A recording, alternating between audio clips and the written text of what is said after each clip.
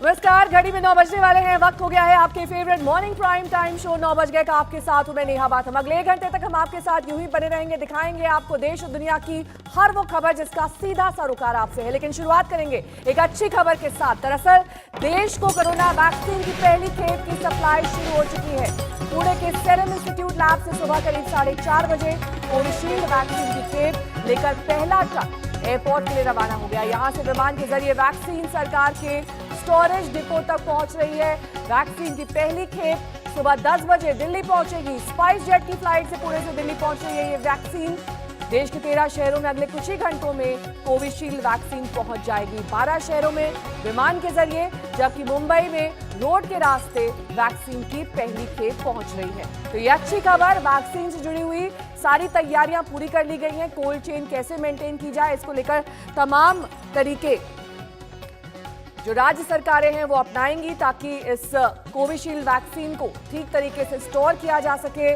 केंद्र सरकार के साथ भी कई अहम बैठकों का दौर हो चुका है कि कैसे टियर 2, टियर 3 शहरों तक ये वैक्सीन पहुंचेगी। टीकाकरण अभियान शुरू होने से पहले एक वैक्सीन की कीमत लगभग 200 रुपए होगी, ऐसा सूत्रों के हवाले से खबर आ रही है। हालांकि इस पर अभी भी कोई पुष्ट जानकारी नहीं है कि वैक्सीन की कीमत दरअसल क्या रहने वाली है। हालांकि वैक्सीन पूरी प्रक्रिया से गुजर चुकी है, ये पूरी तरह से सेफ मानी जा रही है और इसे केंद्र सरकार का अप्रूवल भी मिल चुका है। 13 शहरों में कोविशील्ड वैक्सीन आज पहुंचेगी अलग अलग टाइमिंग पर, क्योंकि विमान के जरिए सभी शहरों में पहुंच रही है। सिर्फ मुंबई को छोड़कर दिल्ली में स्पाइस जेट की फ्लाइट से ये वैक्सीन पहुंचेगी।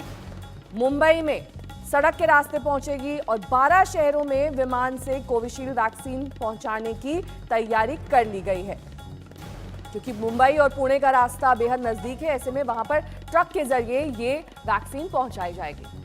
तो सुबह 4:30 बजे जब वैक्सीन की सप्लाई शुरू हुई तब पुणे एयरपोर्ट पर आज तक संवाददाता पंकज खेलकर मौजूद थे। देखिए उनकी ये एक्सक्लूसिव रिपोर्ट।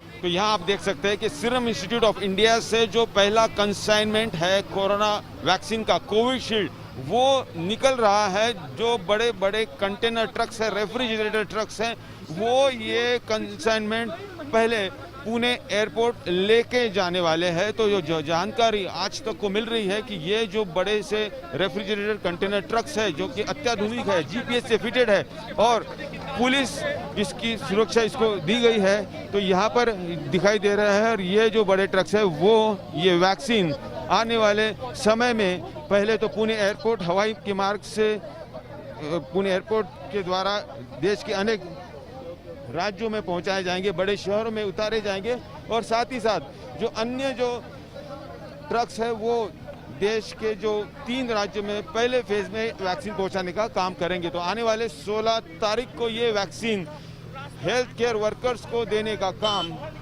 शुरू हो जाएगा। कैमरामैन गोपाल हरने और समीर शेख के साथ पंकज खेलकर, पुणे आज तक।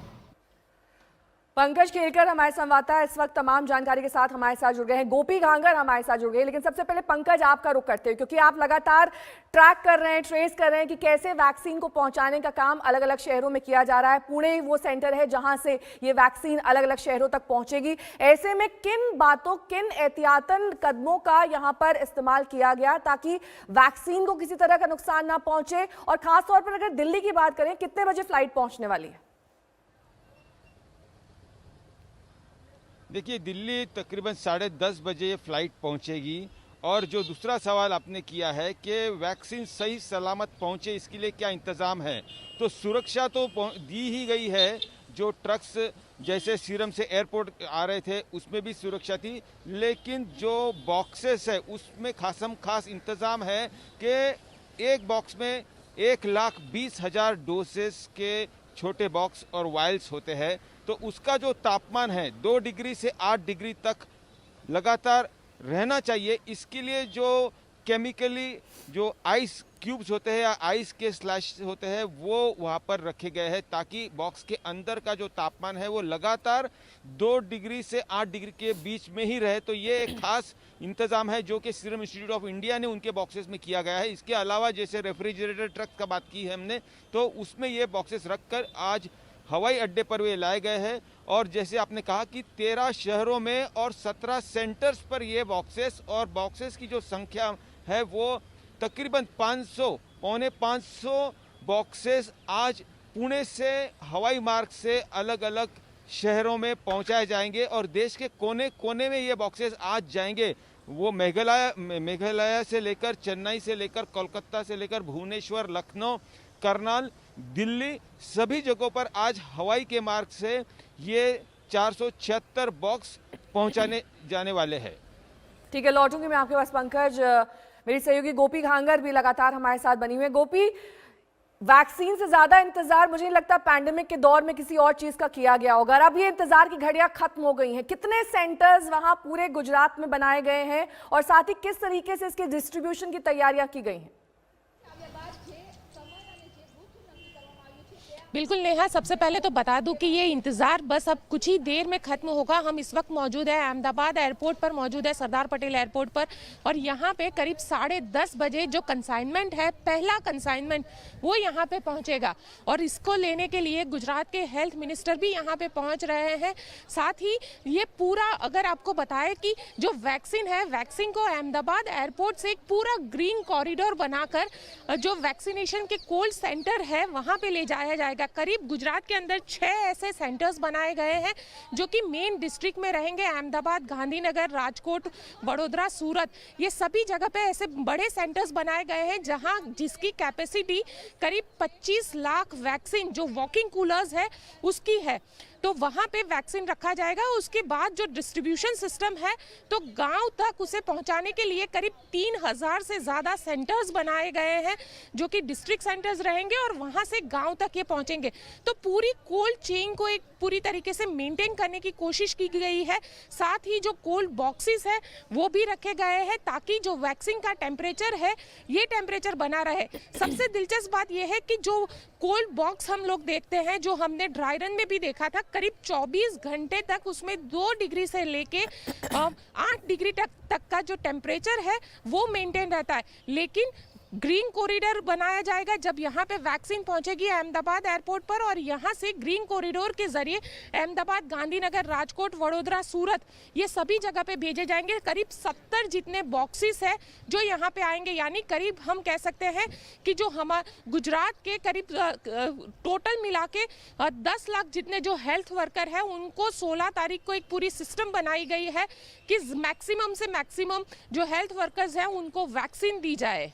ठीक है, ये तय कर लिया गया है कि कैसे, किस तक और कब ये वैक्सीन पहुंचनी है, इसके लिए तमाम प्लानिंग की गई है। अरविंद ओझा हमारे संवाददाता इस वक्त दिल्ली एयरपोर्ट पर मौजूद है। अरविंद, लगभग 10:30 बजे ये फ्लाइट पहुंचनी है और जैसा कि गोपी जानकारी दे रही थी, ग्रीन कॉरिडोर अहमदाबाद में बनाया गया है, इसी तरह की तैयारी दिल्ली में भी है? जी बिल्कुल, देखिए ग्रीन कॉरिडोर जो दिल्ली की ट्रैफिक पुलिस है वो ग्रीन कॉरिडोर वो मुहैया करा सकती है, ऐसी हमें जानकारी मिल रही है। क्योंकि लगातार जो अगर किस तरह की कोई चीज होती है, कोई हैपनिंग होती है तो उसके लिए ट्रैफिक जो पुलिस है वो हमेशा से ग्रीन कॉरिडोर करती है। 10:30 बजे के लगभग जो वैक्सीन है वो दिल्ली पहुंचेगी नेहा। और मैं आपको बता दूं कि कोरोना ने जो सबसे ज्यादा जो तबाही एक तरीके से कहे मचाई, सबसे ज्यादा केसेस आने शुरू हुए थे उसमें दिल्ली भी एक था। तो ऐसे में जो ये वैक्सीन आ रही है उससे कहीं ना कहीं जब वैक्सीनेशन का काम 16 तारीख से शुरू होगा तो कहीं ना कहीं दिल्ली वालों को राहत जरूर महसूस होगी और इस खबर से ही दिल्ली वालों को राहत महसूस होगी कि जो वैक्सीन है वो दिल्ली एक तरीके से कहें लैंड हो रहा है 10:30 बजे के लगभग, जो हमें जानकारी मिली है उसके मुताबिक।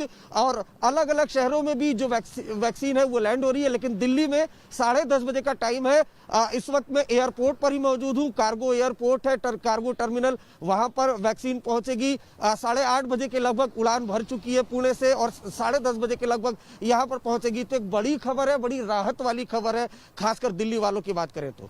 ठीक है, अब अरविंद ओझा हमारे संवाददाता दिल्ली एयरपोर्ट से जानकारी देते हुए कि कैसे 10:30 बजे जब वैक्सीन पहुंचेगी तो जो इंतजाम किए गए हैं वो दरअसल इस बात को सुनिश्चित करेंगे कि वैक्सीन को जो टेम्परेचर, जिस टेम्परेचर पर उसे रहना है वो मेंटेन किया जा सके। हमारे तमाम संवाददाता नजर बनाए हुए हैं, हमारे संवाददाता पुणे में भी मौजूद हैं, पंकज खेलकर। पंकज, आप सुबह मौजूद थे वहां उस जगह पर सीरम इंस्टीट्यूट में जहां से इन वैक्सीन को रवाना किया गया अलग अलग माध्यम के जरिए, लेकिन आपने वो प्रक्रिया भी देखी है सीरम इंस्टीट्यूट के अंदर जिससे इस वैक्सीन को तैयार किया गया।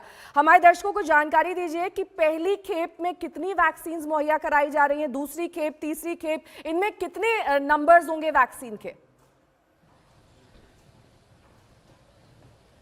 देखिए नेहा, जिस प्रकार से हमें जानकारी सीरम इंस्टीट्यूट ऑफ इंडिया के भीतर जब हम वो पैकिंग और लेबलिंग में जाकर देख रहे थे, तब वहाँ पे पता चला कि एक वायल में जैसे 10 डोज होते हैं, तो जो एक वायल है वो 50 वायल का एक बॉक्स है। तो इस तरह से तकरीबन एक डोज 10 डोज एक वायल में, ऐसे 50 डोज यानी तकरीबन 500 डोजेस एक बॉक्स में होते हैं। और ये ऐसे ही बॉक्सेस के तकरीबन 4 बॉक्स से मिलाकर एक बड़ा बॉक्स बन रहा है। तो वैसे कहा जाए तो ये जो एक बड़ा बॉक्स की मैं बात कर रहा हूँ, जिसमें अंदर 476 बॉक्सेस आज यहाँ से ट्रांसपोर्ट हुए हैं, तो एक बॉक्स में 1,20,000 डोजेस यहाँ से गए हैं प्रति बॉक्स के जरिए। तो ऐसे बहुत बड़ी संख्या में ये बॉक्सेस यहाँ पे गए हुए हैं। और पहले फेज में 1,11 लाख डोजेस का ऑर्डर भारत सरकार ने सीरम इंस्टीट्यूट को दिया है, और जिसकी पुष्टि यहाँ पर जो की है सीरम इंस्टीट्यूट के सीईओ ने, कि इसकी कीमत 200 रुपया प्रति डोज और जीएसटी का 10 रुपया अलग, तो तकरीबन 210 रुपया प्रति डोज ऐसा भारत सरकार खर्च कर रही है। और ऐसे 2 डोजेस एक व्यक्ति को दिए जाने हैं। तो इस प्रकार से हम सोच सकते हैं कि ये कितना बड़ा ये मिशन है। और कोरोना काल के ये महामारी के दौर में जो सारा देश और दुनिया इस महामारी से लड़ रही है, तो आज वो बड़ा दिन है, वो राहत वाला दिन है कि लोग अब थोड़ी चैन से सांस लेंगे कि आने वाले 16 तारीख से ये वैक्सीन जो स्वास्थ्य कर्मी है, जो हेल्थ वर्कर्स है, उन्हें दिए जाने वाले हैं। बहुत बहुत शुक्रिया आप तीनों का इस तमाम जानकारी के लिए, क्योंकि आज इंतजार खत्म हुआ है, वैक्सीन अलग अलग शहरों तक पहुंचाई जा रही है। 13 ऐसे शहर हैं और ये वो कार्गो हम आपको दिखा रहे हैं जो अलग अलग प्लेन्स में लोड किया गया है ताकि ये 13 शहरों तक पहुंच सके। हालांकि इसमें कोल्ड चेन मेंटेन करने के तमाम एहतियात बढ़ते गए हैं। सीरम इंस्टीट्यूट से ये कार्गो रवाना हो चुका है। 10:30 बजे दिल्ली एयरपोर्ट पहुंचेगा। वैक्सीन की ये पहली खेप है जो सबसे पहले 16 जनवरी को फ्रंट लाइन वर्कर्स को लगाई जाएगी।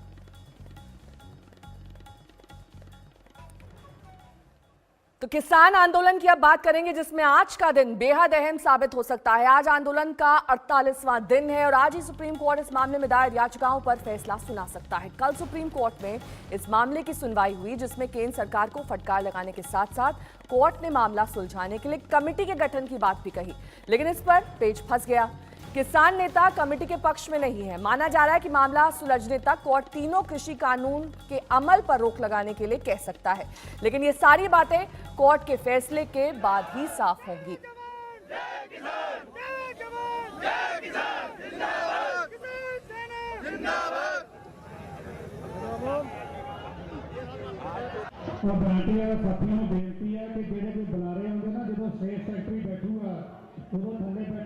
जितेंद्र बहादुर सिंह हमारे संवाददाता इस वक्त सिंघू बॉर्डर से हमारे साथ जुड़ गए हैं। वहीं हमारे संवाददाता कुमार कुणाल इस वक्त गाजीपुर बॉर्डर पर मौजूद हैं।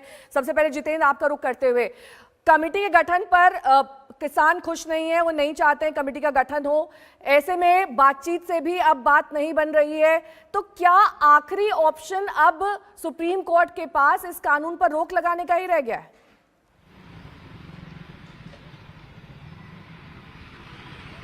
बिल्कुल नेहा, सुप्रीम कोर्ट की तरफ से जिस तरीके से कहा गया है कि सरकार ने जो कदम उठाए जाने चाहिए सरकार की तरफ से वो कदम नहीं उठाए गए हैं, ऐसे में आज का जो सुप्रीम कोर्ट का आदेश आने वाला है उस आदेश को लेकर के सबको इंतजार है।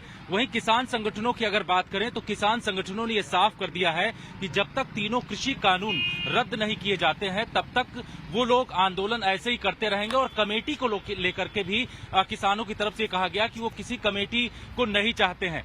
ऐसे में सुप्रीम कोर्ट का जो फैसला आएगा उस फैसले पर सबकी निगाहें टिकी हुई है, क्योंकि सुप्रीम कोर्ट की तरफ से ये जो कल की टिप्पणी की गई, उन्होंने जो अपनी बातें रखी उसमें उन्होंने कहा कि जो तीनों कृषि कानून है उसके अमल पर रोक लगाई जा सकती है अगर सरकार इस तरीके के कदम नहीं उठाती है। तो ऐसे में ये देखना होगा कि आज का जो फैसला है वो किस तरीके से कोर्ट की तरफ से आता है। हालांकि किसान संगठन जो है वो लगातार ये कह रहे हैं कि कमेटी उनको नहीं चाहिए। वहीं कल ही सुप्रीम कोर्ट में सरकार की तरफ से एक हलफनामा भी दिया गया और सरकार ने अपना रुख उसमें साफ किया है। सरकार की तरफ से कहा गया है कि ये जो कानून है वो बनाया गया बहुत सारे लोगों से कंसल्टेशन करने के बाद, और पिछले 2 दशकों से इसकी मांग की जा रही थी। बहुत सारे सारे किसान संगठन इसके बारे में बातचीत कर रहे थे कि ऐसे कानून आए जिससे कि कृषि में जो लोगों को दिक्कतें हो रही हैं, जो एमएसपी के लिए परेशानियां हो रही हैं, आपके वो पास सारी चीजें। कुमार कुणाल भी हमारे साथ जुड़े हुए हैं गाजीपुर बॉर्डर से। कुमार, अब तक की जो कोर्ट की प्रोसीडिंग्स हैं उससे किसान खुश हैं, नाखुश हैं, क्या प्रतिक्रिया देखने को मिल रही है? साथ ही कमेटी के गठन पर क्यों नहीं राजी हुए?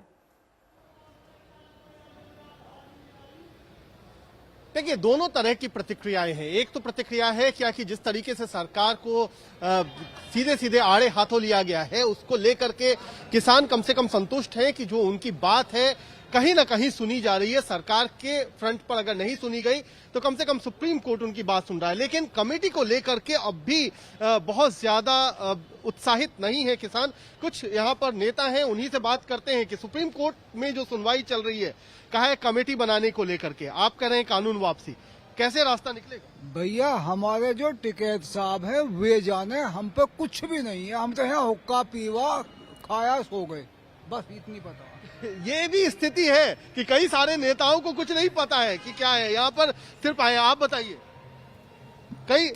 आपको कुछ जानकारी है कि नहीं है कि क्या चल रहा है सुप्रीम कोर्ट में? सुप्रीम कोर्ट में तो कल ही तो सुनवाई हुई है, वहाँ बता रहे हैं कि सुप्रीम कोर्ट ने कुछ झाड़ मारी है सरकार के लिए, कुछ कहा है। तो आप खुश हैं? खुश तो हम जब जानेंगे, हम तो जब खुश होंगे जब हमारे तीनों कानून वापस हो जाएंगे। जब हमारे तीनों कानून वापस हो जाएंगे जो हमारे खिलाफ बने हैं, जब हम खुश होंगे। तो ये बड़ी स्थिति अजीब सी है कि यहाँ पर 50 दिन लगभग होने को आए हैं। कई लोग यही कह रहे हैं कि यहाँ पर हम सिर्फ किसान बन करके आए, हमें नहीं पता है कि सुप्रीम कोर्ट में क्या कुछ हो रहा है।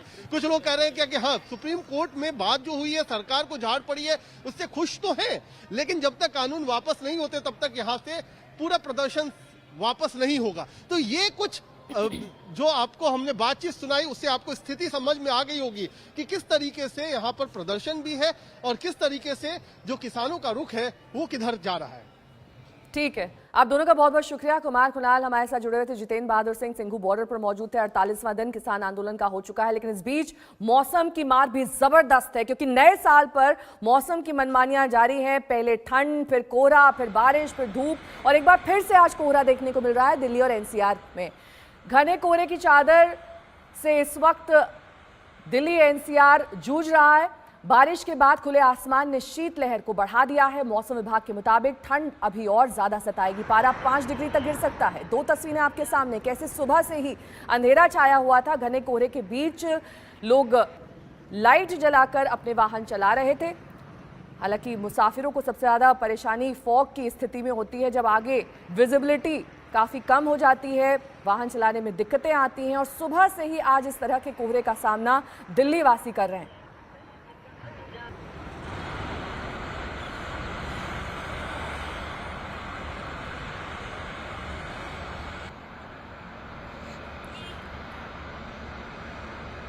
राजधानी दिल्ली में एक बार फिर घने कोहरे की चादर ने दस्तक दे दी है। इस वक्त हम मौजूद हैं अक्षरधाम पर। विजिबिलिटी की अगर बात करें, सुबह के वक्त 200 मीटर के आसपास विजिबिलिटी जो है वो दिल्ली में दर्ज की गई है। अलग अलग इलाकों के अंदर आप देख सकते हैं कि अक्षरधाम की ये तस्वीरें हैं, किस तरीके से अक्षरधाम जो मंदिर है पूरी तरह से घने कोहरे की चादर में इस वक्त जो है वो लिपटा हुआ है। साथ ही NH-24 पर जितनी भी गाड़ियों का काफिला अपने घरों से दफ्तरों के लिए निकल रहा है, वो तमाम गाड़ियां अपनी गाड़ियों की हेडलाइट जो है वो ऑन कर करके यहाँ पर निकलते हुए नजर आ रहे हैं।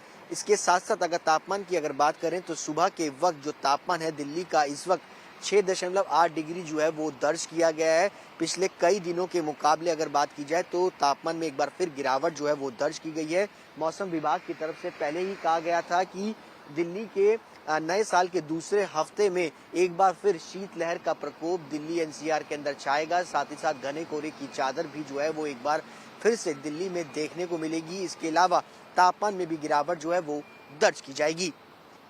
कैमरा पर्सन रविकांत तोतावर के साथ सुशांत मेहरा, दिल्ली आज तक। तो सिर्फ मैदानी इलाकों में ही आफत नहीं है, पहाड़ों पर भी इस वक्त जबरदस्त आफत बरस रही है। जी हां, ताजा तस्वीरें बर्फबारी की हम आपको केदारनाथ से दिखा देते हैं, जहां पर 3 फीट तक बर्फ जम चुकी है। केदारनाथ में चारों ओर सिर्फ बर्फ ही बर्फ दिखाई दे रही है। यहां पर पिछले काफी दिनों से बर्फबारी जारी है। ये केदारनाथ परिसर पूरी तरह से इस वक्त बर्फ से ढक गया है। बर्फबारी के कारण धाम में होने वाले सभी पुनर्निर्माण कार्य को बंद कर दिया गया है। बद्रीनाथ धाम में भी सफेद बर्फ की मोटी चादर हर तरफ देखी जा सकती है।